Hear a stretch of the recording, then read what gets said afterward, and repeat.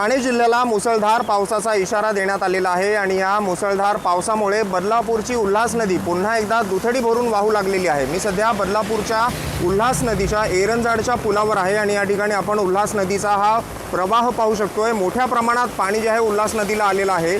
उल्हास नदी ही पुणे जिल्ह्यात उगम पावून तिथून रायगड जिल्ह्यामार्गे ठाणे जिल्ह्यामध्ये वाहत येते आणि या सगळ्या पट्ट्यामध्ये म्हणजे पुणे जिल्हा असेल, रायगड जिल्हा असेल, ठाणे जिल्हा असेल, तीनही जिल्ह्यांमध्ये गेल्या 24 तासांपासून पावसाची संततधार सुरू आहे आणि यामुळे सध्या उल्हास नदीचा प्रवाह मोठ्या प्रमाणात वाढलेला आहे। आपण पुलावरून ही दृश्य पाहू शकतोय की नदीचा प्रवाह किती मोठ्या प्रमाणात वाढलेला आहे। नदीनं रौद्र रूप धारण केलेलं आहे आणि पात्र किती विस्तारलेलं आहे। या बाजूला आपण पाहिलं तर बदलापूर शहराला लागून एरंजाड गावातले हे बंगले आहेत आणि पलीकडच्या बाजूला आपण पाहिलं तर तिकडे बदलापूर शहर आहे, वालिवली गाव आहे, हेंद्रेपाडा परिसर आहे। या सगळ्या परिसराला पुराचा धोका आता निर्माण झालेला आहे। दरवर्षी उल्हास नदीला प्रवाह आला की या सगळ्या परिसरामध्ये पुराचं पाणी घुसत असतं आणि आता सुद्धा पावसाची संततधार या सगळ्या भागामध्ये सुरू आहे आणि त्यामुळे पाऊस जर थांबला नाही तर उल्हास नदीचं पुराचं जे पाणी आहे ते पुन्हा एकदा बदलापूर शहरात घुसण्याची भीती व्यक्त होते।